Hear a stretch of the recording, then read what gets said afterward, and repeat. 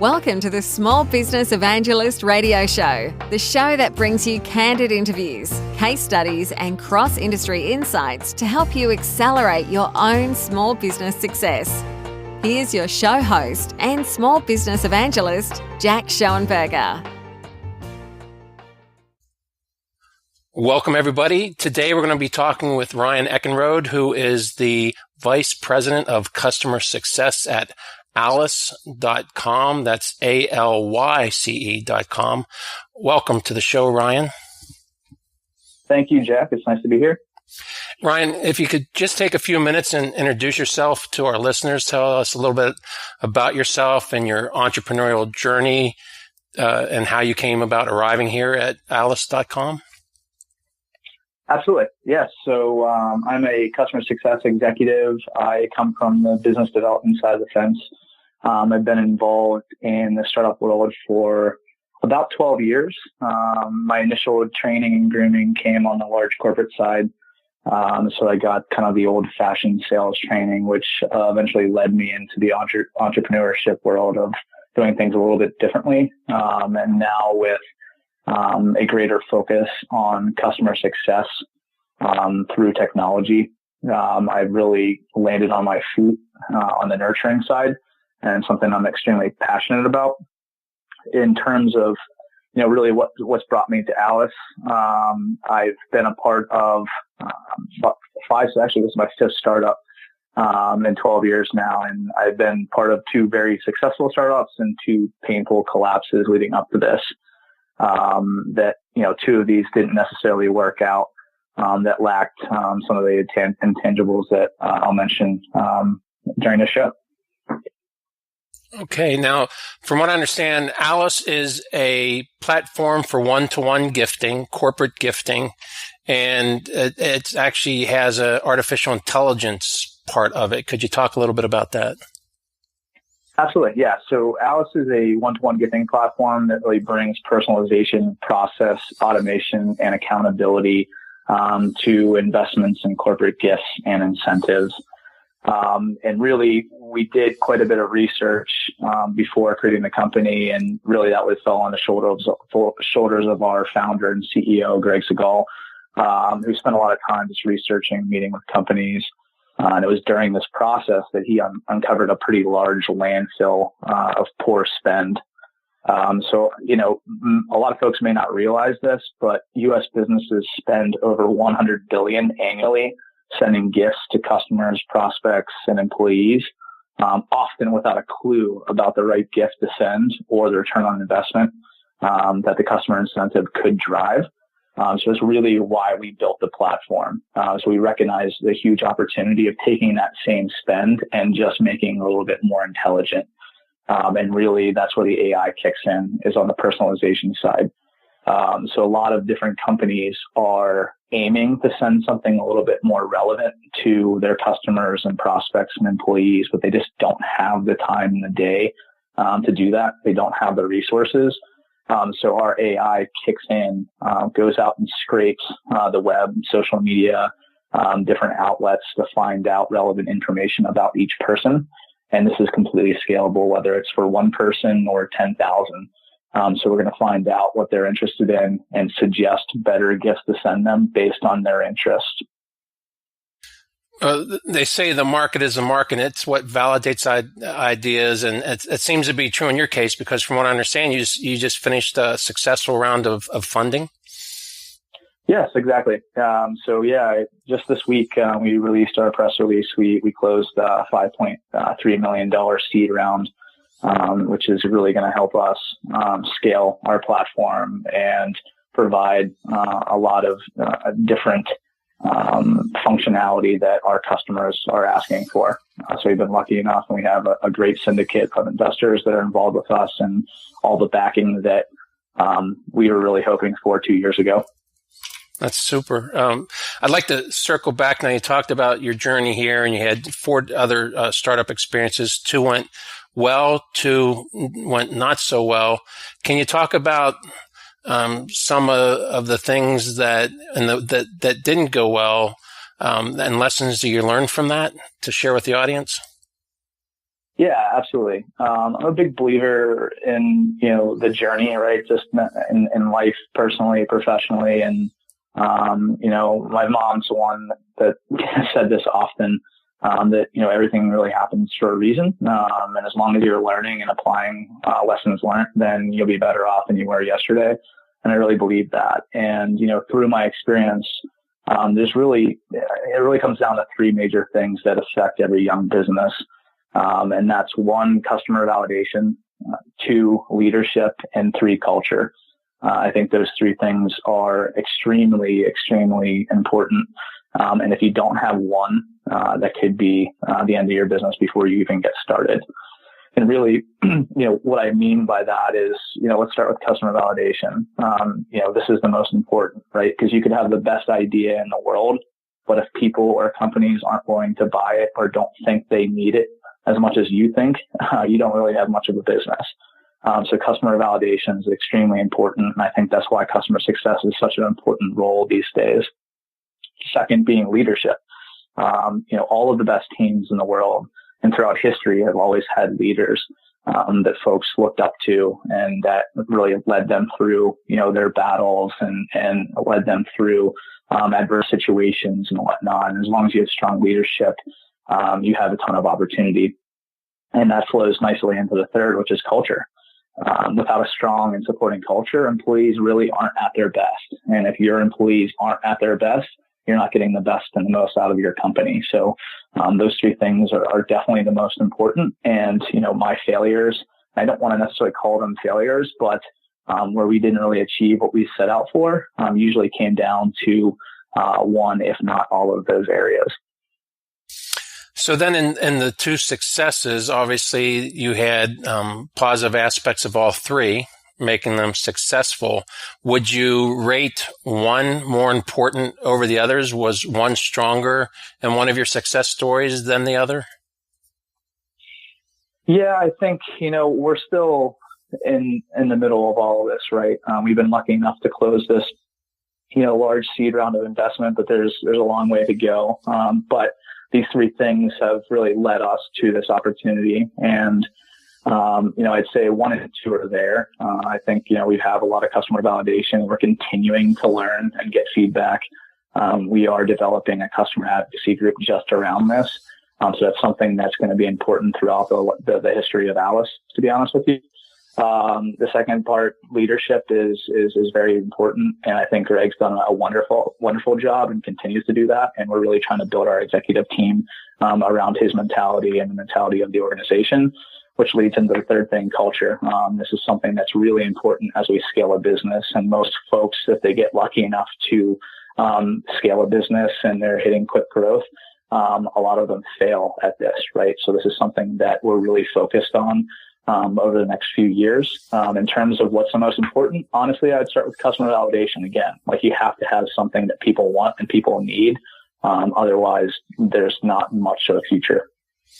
So, and the culture, do you find that you can actually start with that in mind, or is it something that evolves as, after, based on the customers that you're validating, being able to blend with their common cultures, maybe across your target industry or your vertical, and then also the type of talent you need to attract? Because just recently I was reading about artificial intelligence is one of the most in demand, areas of expertise now.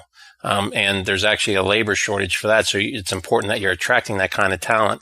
How do you, does it evolve? Is it something you plan for from the beginning?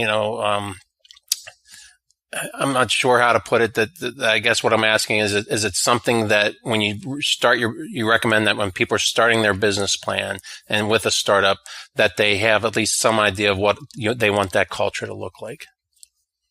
Yeah, I think that's a great question. And I think it's a little bit of both, right? When you set out to start a company, you have a goal in mind of hopefully building a wildly successful organization, really what your exit strategy. It really depends on your exit strategy. Most folks just want to kick in a good idea and sell it quickly. But if you really have it in mind to build an organization, you are thinking about the culture of that organization and the types of folks that you need and want. So I think it is something to plan for. And I think, a lot of the folks that you get on board initially, I think your initial executive team is extremely important. And I've always been one that believes in the organic approach and letting people, focus on what they want to focus on. They're experts in what they're experts in, right? So as long as they can leverage that and utilize that, and as long as they're comfortable, in that atmosphere, you're going to get the most out of them. So I think this really comes down to something that you're going to continue to hear me say, and that's getting the right folks, on your executive team from a leadership point of view. And really what it comes down to, are they ethical? Are they good people, right? And do they have the best in mind for your customers and for the employees? And as long as you can answer yes for all those, it kind of sets the stage for everything else. So absolutely, I think culture is something that's built from the start. It's something that needs to be a focal point throughout the history of your organization. So where did the idea for Alice come from originally? Yeah, absolutely. So, Greg had owned a company, a successful agency before this, that he had sold. He had a lot of ups and downs in that organization. And after his exit there, he had some time to, do some research, and it really started with him. So he spent a lot of time researching and meeting with companies. And it was during that process that he uncovered this large landfill that I alluded to earlier of poor spend when it comes to physical investment. The more research that he had done, and after he brought myself on board along with our operations wizard, Tori, we really started to focus on meeting with a lot of different companies, testing the waters with, our beta platform, and then continued to build off of what our learnings were. So really, I think it was Greg's idea, and then we've kind of built it together as a team over the past year. How important is, as you mentioned, the beta platform, are you getting feedback from the customers? I know a lot of businesses are challenged with getting actually meaningful feedback sometimes from customers. How do you address that? Yeah, I think it's a great question. And yes, I aim to have 2 customer interviews or 2 user interviews a day. And this is my job, right? As a customer success leader, I need to be the voice of the customer, and I need to communicate that directly to our development team, who's building the product out. So that's something that's extremely important. And I think that's something we'll continue to do. I mean, at this stage, learning is a huge piece of this, because we do want to learn and validate and then build off of that. So it's more important than ever now, but honestly, over the next few years, it's something that I don't plan on, losing. I think it's extremely important to get the feedback, whether that's good, bad, happy, or sad from your customers, and really start to pick up on trends and have these conversations and let that lead to, the product, what you do with the product. Okay. Now, you mentioned phone calls. Do you do just phone call interviews, or do you have them fill out interviews? What are some of the approaches that have been successful for you? Yeah, absolutely. I think the majority of them are phone calls. We're starting to go out and visit some customers, and our most recent investment is going to make this easier to do. But the on-site customer interviews and meetings is something that we have right around the corner here. And as we continue to scale, so when we first started last year at this time, we had 10 customers, and now we have over 300. So as you can imagine, keeping in touch with all of them on a regular basis is something that's going to be a focus, and we're going to have to build technology around that. So eventually we will have to include some surveys and different forms of reaching out and getting this feedback. But I think it is important to get them on the phone as much as possible. And I think it is important to go out and see a lot of these customers in person to, continue building that relationship. As you're getting this feedback, are you seeing specific maybe trends, negative or positive, as far as, their experiences with the, one-to-one gifting and that part of their customer relationship building? Yeah, you know what? That's another really good question. And I have noticed quite a few trends, and this is both on the mid-market side and enterprise level. And it's deeper than the physical spend or the gifting, right? I think a lot of organizations are trying to find themselves in 2017, heading into 2018, and how to handle marketing, sales, and customer success. I've seen a lot of organizations that try to just turn their service department into a customer success department, and it doesn't work.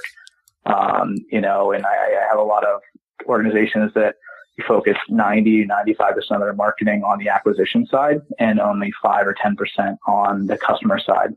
And that's quickly changing as well. So I think a lot of organizations are at a crossroads where they're trying to get marketing, sales, and customer success all on the same path.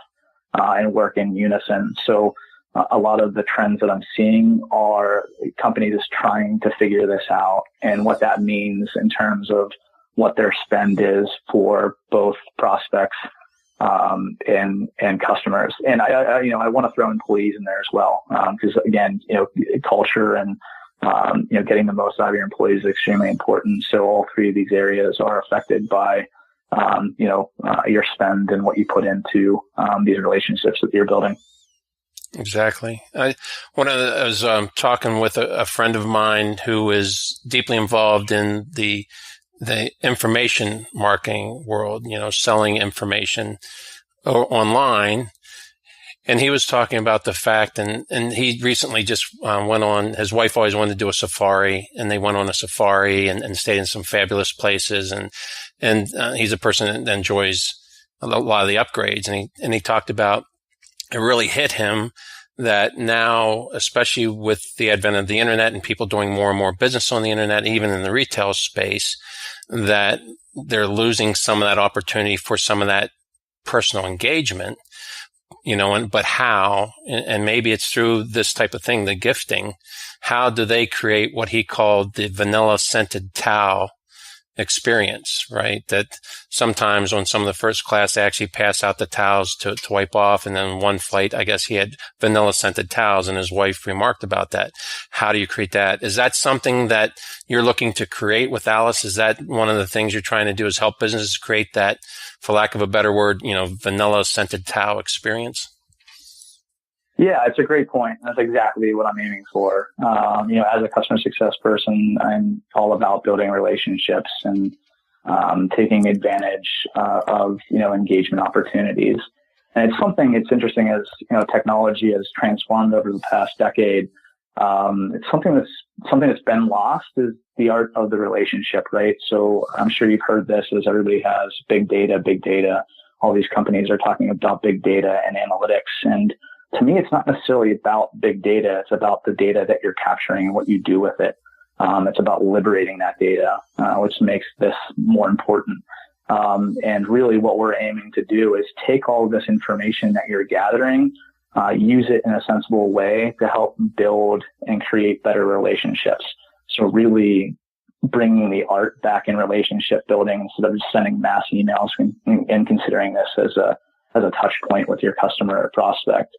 And on the acquisition side, this is a lot of folks are, if you go to any marketing event, the number one thing they're going to be talking about is cutting through the noise. How do we cut through the noise? Because there's all kinds of email systems. People have been cold calling for 50 years now, right? And, I don't know about you, but I get, a ton of emails a day. I get a bunch of different cold calls, and I'm not responding to any of them. But if I get a handwritten card with a personal message on it that has a personal gift, I don't care if it's $10, $15, $20, as long as it's showing me that they're spending the time to learn a little bit about me and how I could benefit from what they're offering, then I respond. And that's really what we're aiming to do. And that really creates some pretty strong framework to building a relationship and getting the most out of all your technology, all your employees, and really the opportunity at hand. And that's a great point. And I mean, and I'm just, my mind's kind of racing thinking about different industries that could be putting that into place that haven't been putting it in place because it hasn't been something that was necessarily affordable. And I won't say money wise, but maybe time wise. but you mentioned that your platform can scale from a few people to 10,000 people. So people that had, let's for instance say a consulting or coaching business, and they have clients that are part of a monthly coaching program, and they want to do gifting for those. Could you help, say, a online coach who does that type of a business with gifts for their clients? Absolutely, yeah. So we have. It's funny. Folks usually come in with one specific use case for gifting, and then soon after they're using us for 10 other use cases, and this is everybody from real estate agents to consultants to large tech executives, HR departments, and things like that. So we've had a wide array of use cases here, and honestly, the most interesting part is when executives and managers come in and start using this for prospecting and retention efforts, and then they start using the system on their wives or husbands, right? So, right. I've seen that quite a bit, and I fall victim to that. I actually used the Alice platform for Valentine's Day last year, I must admit. But yeah, I mean, honestly, there's a lot of different folks that can use this and leverage this. And at the end of the day, really what we're doing is we're gathering information that's relevant to that person or your recipient, and providing you information and a sensible gift to send them. And again, it's just a catalyst, an engagement catalyst. So a lot of different folks are using us for that reason. And another question I had, and you kind of touched on a little bit about getting that information back. As your system is going out there and gathering this information, do your clients get to see all that, or are you only are you providing the why behind the gift recommendation, or just the gift recommendation? Yeah, and this is a perfect example of customer feedback and validation. So when we first on version 1 of the platform, we were just recommending gifts and weren't telling you why. And folks appreciated it, but they were also questioning, where are you getting this, or why are you suggesting this? So then quickly after that, we included a piece of information underneath each gift option that we provide. And it's just a quick little why. So if you do go on to alice.com and use the platform, you'll see that when you receive gift options back underneath the gift, it shows you why. So for instance, John shows us on Facebook that him and his wife like to travel and visit vineyards. So here's, a monthly wine kit. So we're gathering information on LinkedIn, causes you care about, Twitter, places you're tagged in, Pinterest is another great one. People literally have dedicated boards to things that they want or that they're interested in. And we take a glimpse of that information and share it, with each person that's sending a gift. That's great. Now I guess part of it too is wondering about a level of knowledge that almost gets to the point where it's almost somebody might find it invasive. Would be when you gave the example of the wine. It's not to the point where a handwritten card says, "Saw you just visited this vineyard, and you like this wine. Thought I'd send you a bottle," because that would almost be a little bit too spooky that they actually knew that I traveled there. At what point, how do you kind of dial up or down, or is it based on your customer, the specificity, not saying that word right, how specific the information is that you're giving them as far as the targeting goes?